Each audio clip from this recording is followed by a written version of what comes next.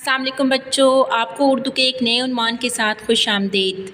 आज का हमारा उन्वान बहुत दिलचस्प है। आप सब ने कभी ना कभी किताब, अखबार या कहानी में देखा होगा कि कुछ अल्फाज के शुरू और आखिर में इस तरह के निशान लगे होते हैं। क्या आपको मालूम है इनको क्या कहते हैं? जी, वावैन कहते हैं। क्या कहते हैं? वावैन। आज का हमारा उन्वान है वावैन। आइए बच्चों वावैन की तारीफ़ पढ़ते हैं।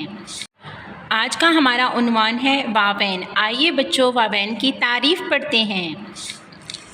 जब किसी का कौल या बात उसी के अल्फाज में नकल की जाती है तो उस कौल या बात को वावैन में लिखा जाता है। यानी वावैन वो अलामत या निशान है जो हम दूसरों की बात उन्हीं के अल्फाज में लिखने के लिए शुरू और आखिर में लगाते हैं। ये अलामत किस तरह की होती है बच्चों? ये अलामत इस तरह की होती है जो आपको स्क्रीन पे नज़र आ रही होगी। ये अलामत वावैन है। मिसाल के तौर पर अगर आप अपनी अम्मी की बात बिल्कुल वैसे ही लिखना चाहें जैसे उन्होंने कही है तो इस बात को हम वावैन के अंदर लिखेंगे। जैसे अम्मी ने कहा वालिदैन का अदब करो। अम्मी की कही हुई बात के शुरू और आखिर में हम वावैन लगाएंगे क्योंकि ये अम्मी की कही हुई बात है, उसको हमने बिल्कुल उसी तरह से लिखा है।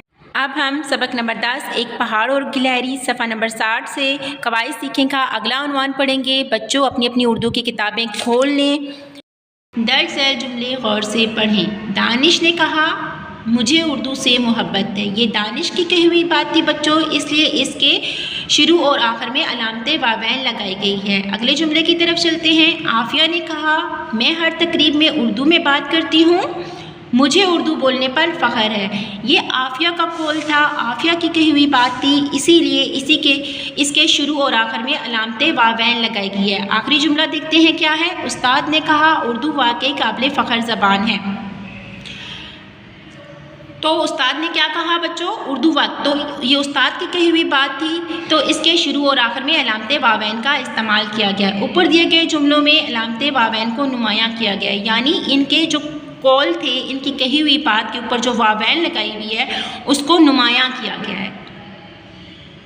अब हम वावैन की तारीफ़ पढ़ लेते हैं। जब किसी का कौल या बात उसी के अल्फाज में नकल की जाती है तो उस कौल या बात को वावैन में लिखा जाता है। बच्चों ये वावैन की तारीफ़ है, आप पेंसिल के साथ इसको ख़त कशीदा कर लें।